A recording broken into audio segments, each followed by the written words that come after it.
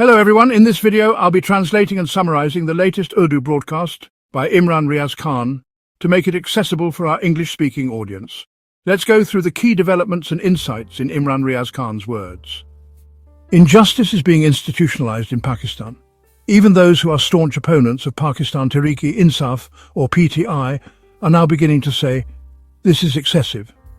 Things should not have gone this far. The kind of evidence based on which institutions should be punished. What evidence and witnesses have you even brought forward?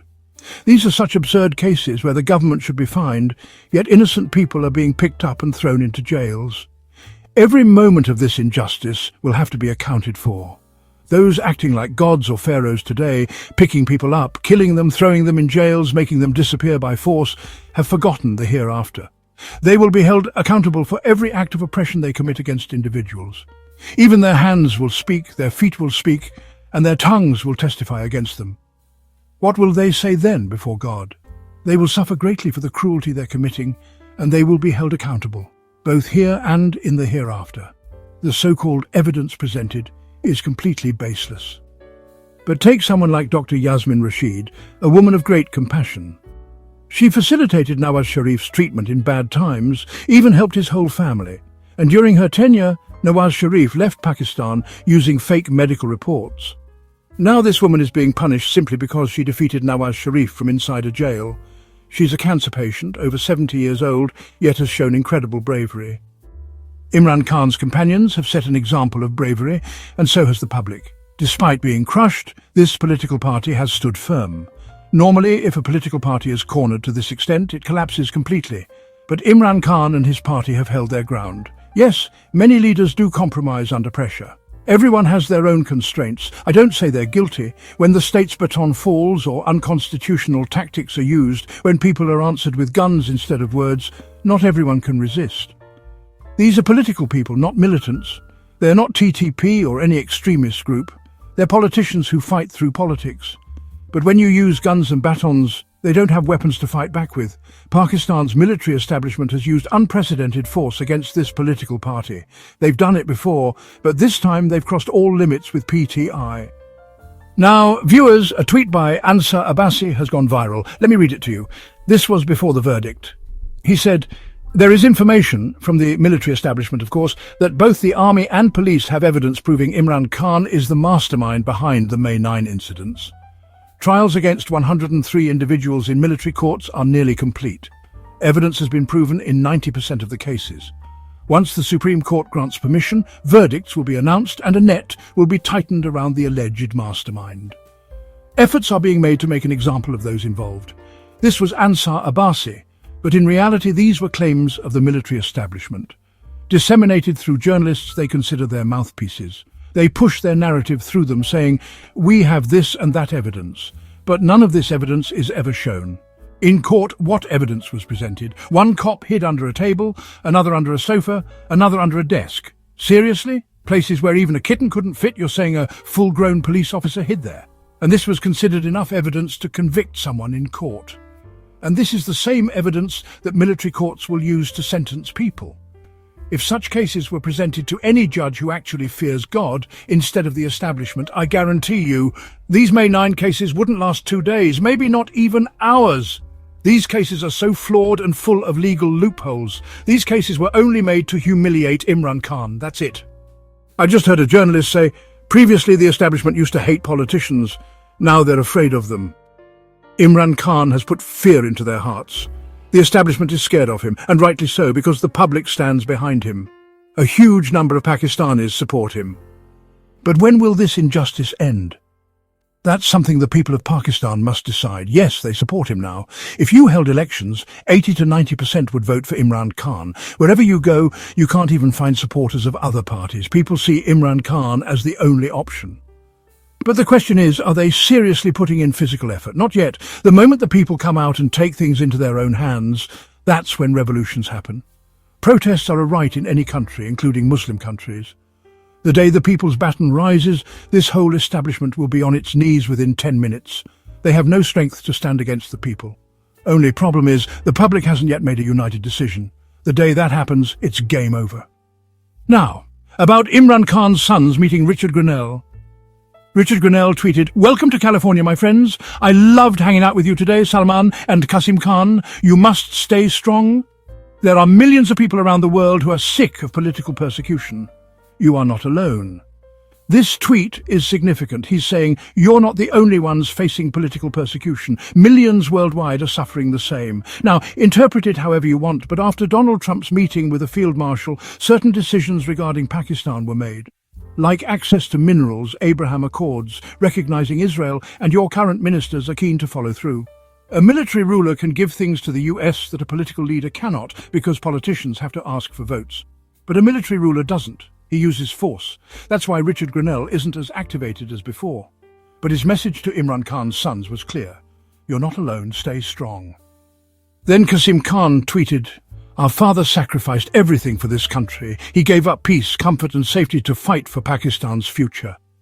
Today he's silenced, tortured and imprisoned, completely cut off from us. Since we became aware of ourselves, he taught me and my brother how dangerous a corrupt government can be. Today he's being accused of the very crime he dedicated his life to fighting. It's a cruel and unbearable injustice." This is what Qasim Khan said. Until now he hadn't spoken on the corruption allegations against his father. But after meeting Richard Grinnell, it seems like they were told in the US that Imran Khan is allegedly corrupt, and that prompted this tweet defending him. So now, it appears that Pakistan's establishment may have shared its narrative in the US, which led Qasim to issue a statement to counter that, saying, "My father fought corruption his whole life. Now he's accused of it? That's brutal injustice." Meanwhile, the current government is celebrating and once again planning to increase gas and petrol prices. Last week we showed what Pakistanis think about this. They were outraged. We are currently conducting a survey on public reaction to the May 9th verdicts. We'll show that soon. Also, according to the Auditor General's report, 47.81 billion rupees in excess billing was sent to 278,000 electricity consumers. Yes, almost 2.5 lakh homes received inflated bills. Electric supply companies are using overbilling to hide losses and inefficiencies. This is not my claim. It's the government's own report. 8 distribution companies are involved. Together they've looted 244 billion rupees through overbilling. They rob people in electricity, in sugar, in flour, in petrol. They rob the public in everything. These people pretend to be sympathizers of the public. Then that TikToker says, "My father was heartbroken and left the meeting." Brother, was the meeting supposed to be about mourning or achieving something? What exactly did he accomplish by walking out of the meeting? For God's sake, stop fooling the people. You've completely destroyed the nation. In 2023, there was a scandal. This fake government said back then, "We'll launch an inquiry because that was the era of the imported government." Now, this is a fake government. They said they would investigate in 2023. But after the inquiry, the matter was buried. To this day, no one knows how much money was extracted from the public's pockets. The inquiry revealed that electricity distribution companies exploited the slab system and charged billions extra from the public. They claimed they'd refund it to the people. Till now, not a single rupee has been returned. Not even a single coin. Recently they launched ads worth billions claiming, "We've reduced electricity prices by 7 rupees. But electricity never got cheaper. They fed billions to the media through those ads. Each media outlet got crores. But the public saw no benefit from it. They only show up for publicity and leave. Viewers, the Field Marshal, that is, the army chief, met with the trader community again, supposedly to solve their issues. After that meeting, interviews with traders began to surface. Now this raises 2 questions. Why does the army chief meet with traders? And why do traders want to meet the army chief? The answer to the first is pretty clear. The army chief knows very well that those they brought into power are, frankly, incompetent. The economy is destroyed, and the government has lost all credibility. That's why every few days he meets traders, reassures them, and then selects a few to be interviewed on TV. Those traders start showering exaggerated praise. One trader even said, "Such a meeting happens once in centuries." General Asim Munir even served us food. He wrote notes with his own hands. Of course, one writes with their hands. They made a whole spectacle of it. He served us food and took notes himself. A once-in-centuries event. The game doesn't fool people anymore. The economy should rise, but it's only collapsing. So, isn't the army chief's involvement in political and administrative matters blatant interference? What business does the army chief have with traders? This is supposed to be a democracy. We have a Prime Minister, a Finance Minister, a Deputy PM who's also an economist, and numerous departments and secretaries. So why is the army chief meeting the business community? Are businessmen being abducted? Are cross-border attacks targeting them? Are there drone strikes on them? None of that is happening. Then why is the security chief engaging with them? That's called interference in politics and governance by the military establishment.